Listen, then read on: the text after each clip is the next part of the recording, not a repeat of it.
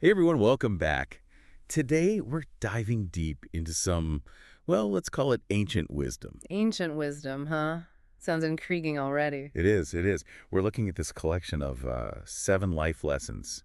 It's called, get this, should I tie that again? Oh, that I caught. Yep, that's tie for place text, apparently. Okay, interesting.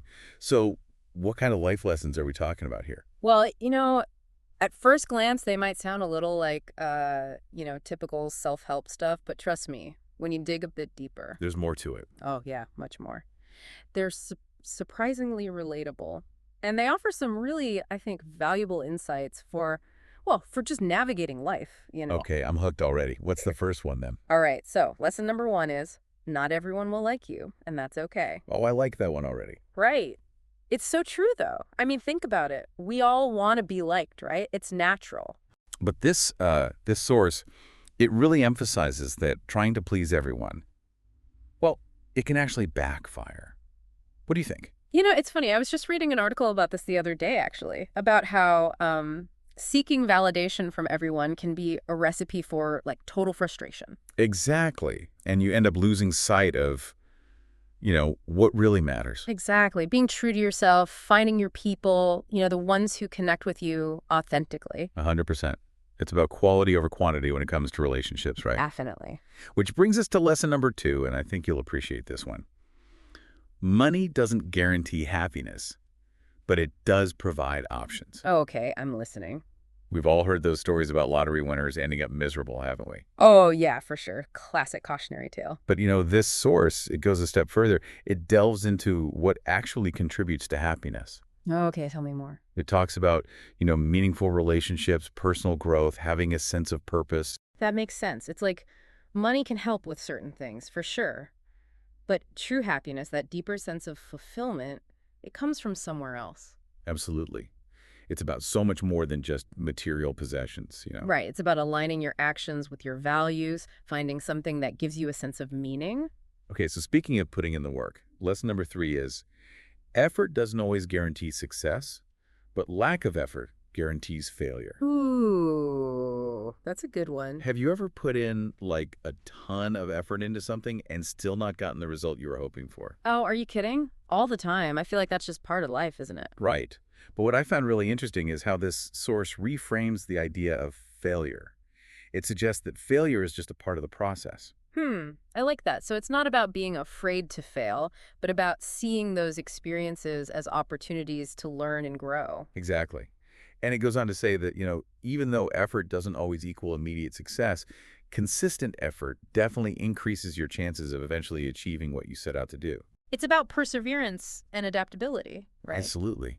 And that makes me think of another resource that's, well, let's just say it's pretty limited. What's that? Time. That's number 4 is time is the most valuable resource. And you know what? I think that's something we can all relate to these days. Oh, absolutely. I feel like everyone's constantly rushing around trying to do a million things at once. Right. It's like we're always running out of time. And the source makes a really good point. It emphasizes that time is the ultimate non-renewable resource. Once it's gone, it's gone. Exactly. And that's why it's so important to be mindful of how we spend our time, to prioritize the things that truly matter to us. It's a good reminder to, step back and ask ourselves, am I spending my time on things that align with my values? Or am I just letting it slip away? That's a powerful question. And speaking of things we can't control, Okay.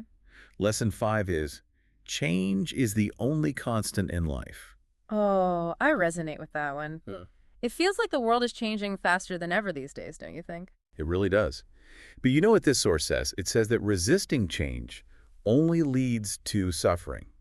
Interesting. So it's more about embracing change and learning to adapt. Exactly. And developing that resilience to navigate whatever transitions come our way. It's about being flexible and open to new possibilities. Okay, so shifting gears a little bit. Lesson number 6 is all about self-care. Your health is your real wealth. Ooh, that's a good one. Right. It's like, what good is all the money in the world if you don't have the health to enjoy it? Exactly. And I think we often forget that. We get so caught up in work and other obligations that we neglect our well-being. And you know what I found interesting is that this source emphasizes both physical and mental health. That's so important. You can't have one without the other, really. Right. It's about taking care of the whole package, Yeah. making sure we're getting enough sleep, eating well, managing stress, and doing things that cause us joy. It's an investment in ourselves, really. Yeah, exactly. And it pays off in the long run. Okay, and last but not least, we have lesson number 7. And this one really focuses on the importance of human connection. Okay, what is it? Kindness and empathy are strengths, not weaknesses. I like that. It's easy to get caught up in, the hustle and bustle of life and forget about being kind to each other. I know, right? But this source emphasizes that kindness and empathy are essential for building strong relationships and creating a more compassionate world. It's about recognizing that we're all connected, that everyone is fighting their own battles, and that a little bit of kindness can go a long way. It's about choosing to be kind even when it's difficult. And you know what? I think that takes real strength. Absolutely. So there you have it. 7 life lessons from Tani Velamiothan Polikan to ponder. It's amazing how these simple truths can be so profound, isn't it? I know, right?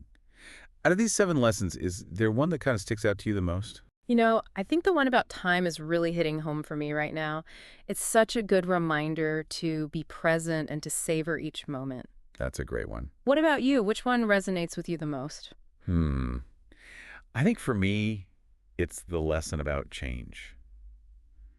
Embracing the unknown and being open to new possibilities. Because really, that's what life is all about, isn't it? It really is. And to all of you listening, we hope this deep dive has sparked some reflection for you too. What lessons resonated with you? What are some small steps you can take today to incorporate these ideas into your own life? We'd love to hear your thoughts. Thanks for joining us. Until next time.